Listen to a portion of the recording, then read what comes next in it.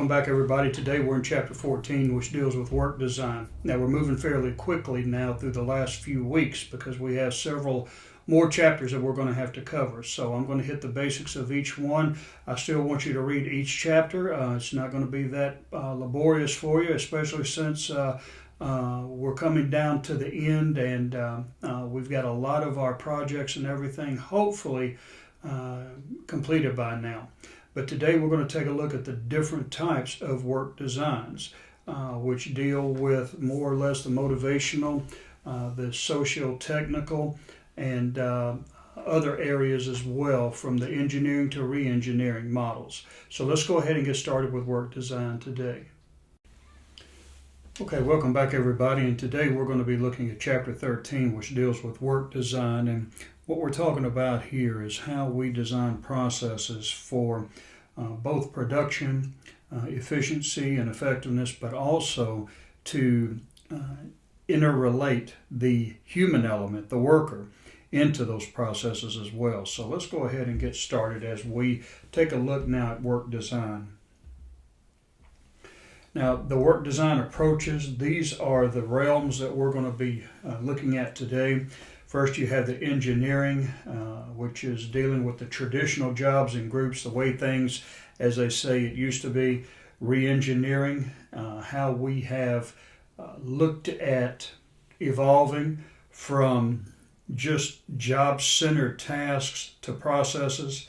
The motivational area, where we're looking at enriching jobs, and then the socio-technical, which is dealing primarily with self-managed work teams, or that's the way that a lot of the socio-technical models are presenting themselves. Now, the engineering or traditional approach, as we've talked about before in the past, things were fairly rigid as far as the work went. Frederick Taylor, your book talks about him several times, was the father of this scientific management, where we actually measured outputs, and from those measurements we were able to come to conclusions about different functions about the job. And through all of this, we decided that specified behaviors were important. That means you need to have a fairly comprehensive job description. If your job is to, if your job is to, again, put a tire or a wheel on the front end of a car, then that's your job. You should have very specific behaviors that will enable you to do that. And the narrowness of the range of skills is important also. It's not just enough that your job be specific, but it needs to be narrow. You don't need to have a broad range of skills to be able to do that. You need to be able to identify what is needed to be able to put a wheel on a vehicle on the assembly line, and that's it. That's the extent of your responsibility. And as such, there's not a whole lot of authority or discretion because you're doing just one thing, and there's not a lot of room for inclusion into other areas of responsibility. Your job is that, and highly repetitive. And this is one of the key factors of the traditional approach. It was believed that if you did this over and over again for a long period of time, you're going to be an expert in it. No one is going to be able to do it quite as good as you, and not as efficient or as effective. So repetition was the key to all of this. And then the benefits, you had low selection and training costs. Yeah, once the job was given to you, they trained you, and you did it. That was pretty much it. So you didn't have to worry about different types of people having different types of skills in the selection. You just picked a person who could read the directions and follow them, and that was it. You had high productivity.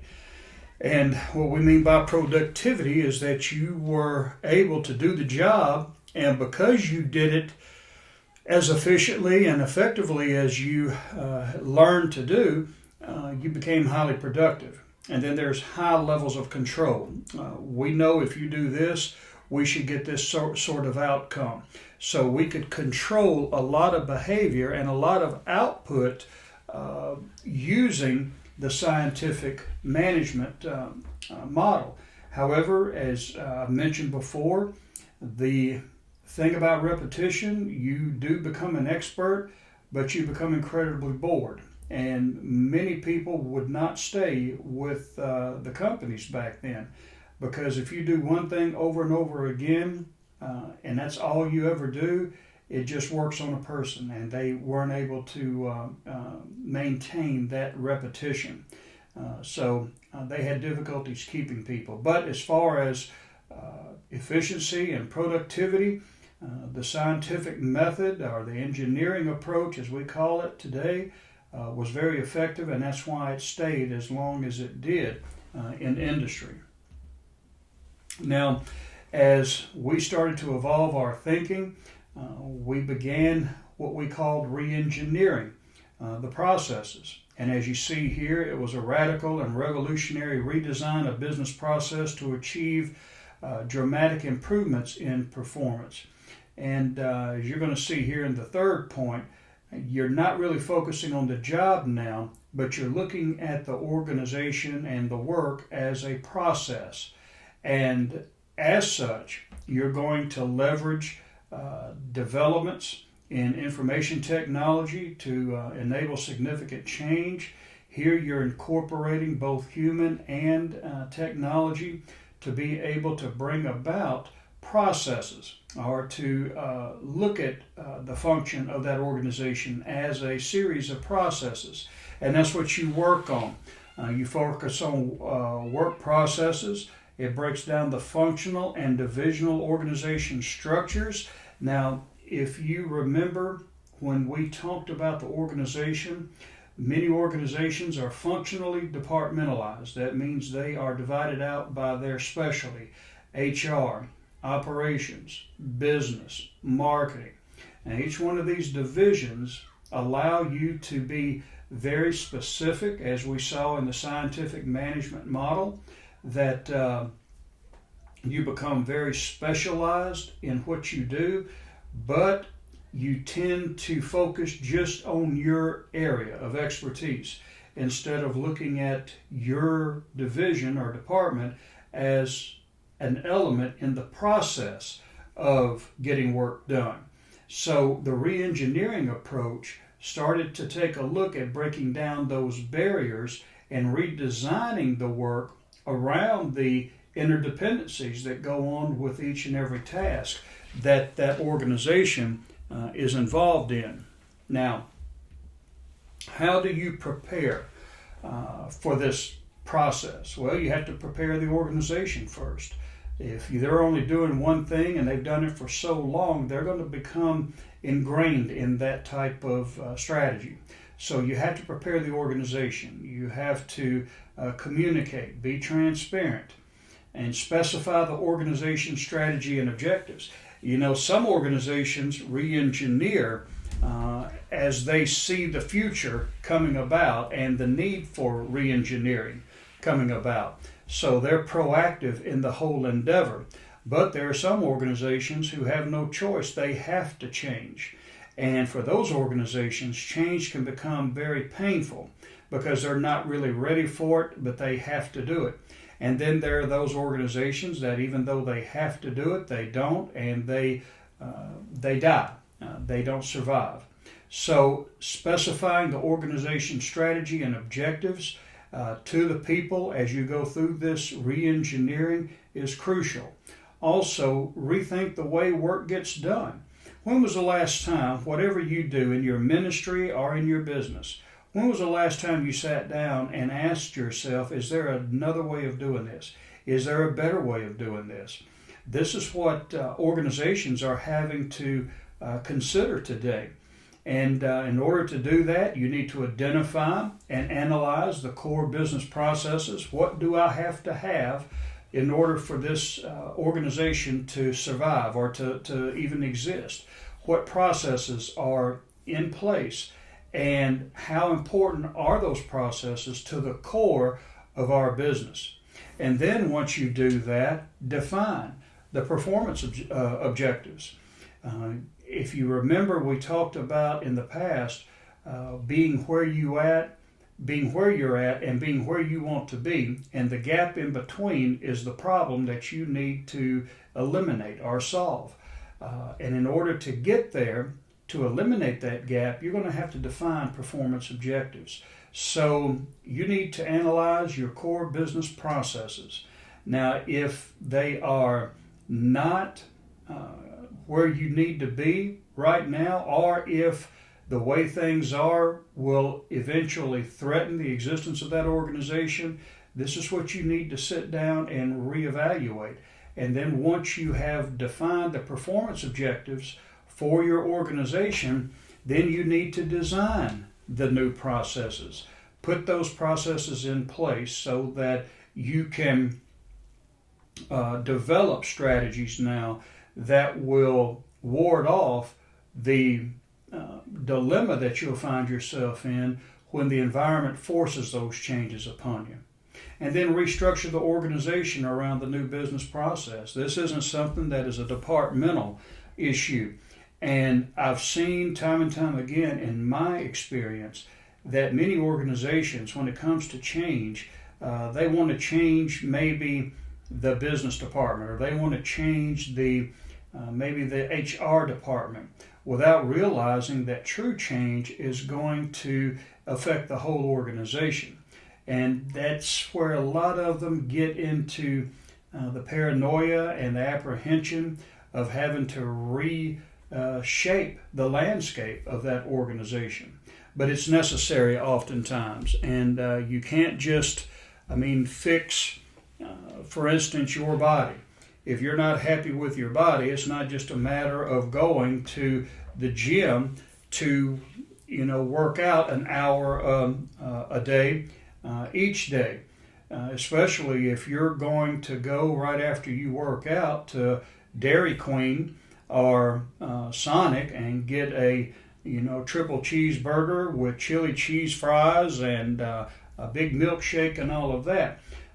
You may think that fixing or using one strategy is a catch-all strategy, and it's not. You may have other departments that are causing damage just as you are trying to fix the department that the organization thinks is wrong. So you have to look at it from an organizational standpoint. There's not just a one department solution to the organization's issues. So you have to structure the organization around this. Now, characteristics of re-engineered organizations. You have work units. They change from, again, functional departments to process teams. Now you're working together. And jobs change from the task-oriented model to multidimensional models. And people's roles change from controlled to empowered. If you're going to be a part of a process, that means you're going to be more involved. And the boss or the manager or the supervisor can't be over every single aspect. So this is where you will change the role of the worker to just going from an employee now to a strategic partner. And the focus of performance measures and compensation shifts from activities to results. And once you get to a results-driven merit strategy where you compensate people based on results instead of just showing up, you're going to see a change in the morale. You're going to see a change in the quality and productivity of the worker.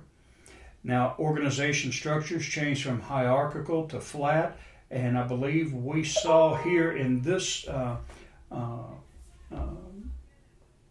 chapter, or no, the chapter I believe before, or it might have been a couple of chapters ago, but a hierarchical organization is one that is high.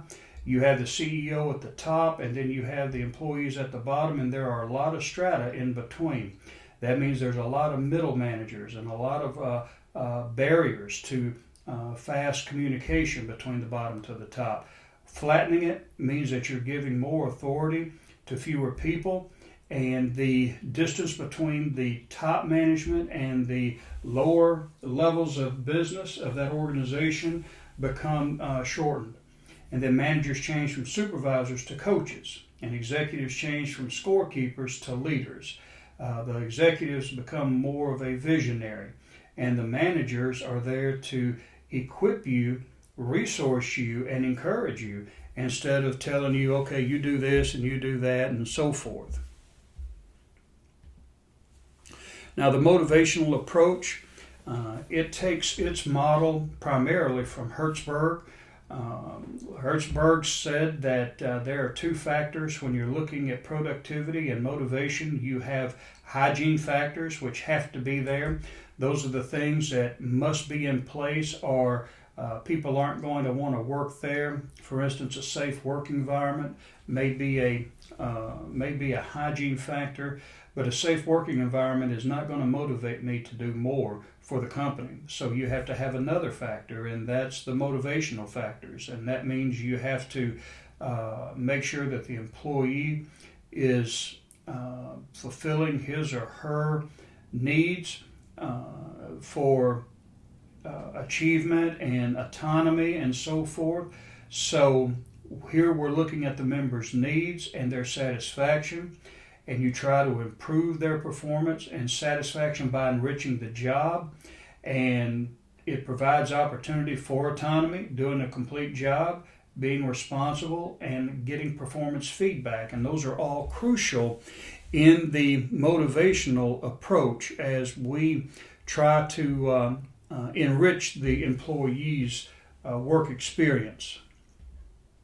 Now, the Enriched Jobs overview, this is just a depiction, a model of what we've been talking about. You have the core job dimensions, which involve, as you see, skill variety, task identity, task significance, autonomy and feedback. And once that, the work part of it is accomplished or is spelled out, then you have the critical psychological states of the employee, which is experienced meaningfulness of the work, experienced responsibility for the outcomes of the work, and knowledge of the actual results of the work activity. So do they feel like the work is meaningful? If they don't, then they're going to be punching the clock. They may do the job, but they won't do the work. They won't move up, or they won't be more motivated than just to do what's expected of them. If they feel like they're responsible for the work outcome, which means empowerment, then they're going to have a better psychological state, and then know how their work contributes to the overall effectiveness of the organization. You might not believe this, but there are some people out there who go to work and they don't know what their contribution does for the overall effectiveness of the organization, because no one's ever taken the time or the care to tell it. So it's important to be transparent and let them know how they're doing, but not only how they're doing, but how their job affects the ability for that organization to exist. And then you have the personal and work outcome. You have high motivation, you have high quality, you have high satisfaction and low absenteeism and turnover, and that's what you want. Now again, these are textbook models, and there are going to be people who will reside outside the realm of what should be as we look at these models. But for the most part, if you are providing a job with enough variety and significance and autonomy and providing feedback, these are the results psychologically, internally, that they're going to experience, and as a result, those should be the outcomes. And then you see here the individual differences. You have the knowledge and skills that they'll come to the table with, the growth need, strength, some want that, and then context, satisfaction. So all of these elements go in to a job that's going to be enriched. Now, there's some definitions that when it comes to the core job dimensions, we talked a little bit about it. Skill variety is the extent to which multiple skills are used. You're not doing just one tire on the automobile. You may be doing other areas as well and other things. Task identity is the extent to which an individual works on a whole task. Task significance It's the impact of the work on others. Now, on the assembly line, if I don't put my part on the thing or the automobile or whatever, the product, that it's going to slow the work line down. It may even stop it. Sharp Electronics, their assembly line process. If you don't get your components on that product in a certain amount of time, a whistle blows and the whole line shuts down. And that's when they bring a person over with the stopwatch. They use the old Frederick Taylor approach, or at least they used to. And they'll time you to see how long it takes for you to do that job. That's classic Taylor modeling. But autonomy is the amount of discretion in the work and feedback from the work itself, and that's the extent to which work provides information on effectiveness. Now, socio-technical systems is a combination of both human effort and technology. And when you combine the two, when you bring the two together, you're working under two separate laws. The human element has to deal with the laws of social science and psychology and behavioral sciences and so forth. Technology operates under the laws of mechanics and engineering and physics and so forth. So even though they are disparate, even though they are in two separate worlds operating under two sets of laws, we come together and make things work. Now, one of the ways that the textbook talks about, and you see here, is the self-managed work team. And this is where the people are fully abreast, or they're fully knowledgeable about their work, what goes in it, and as such, they're given the responsibility of managing themselves. You don't have a lot of people over them, guiding them, directing them, because they know how to do it. So they can combine the social and the technical to be able to produce output. And I believe your textbook talks about AT&T and some airlines and so forth that have been able to use this model quite well. And that's really what the Japanese used with the automobile industry. Nissan, Toyota, Datsun. Back when Datsun was around, the idea of working together in groups and discussing issues and problems and resolving it as a group has been more effective than any other type of model that the U.S. could come up with, because who better than to solve a problem about quality or processes than the people who are the closest to those products and so forth. So this is one of the outcroppings of STS, which is the combination of the social and the technical, and you optimize both.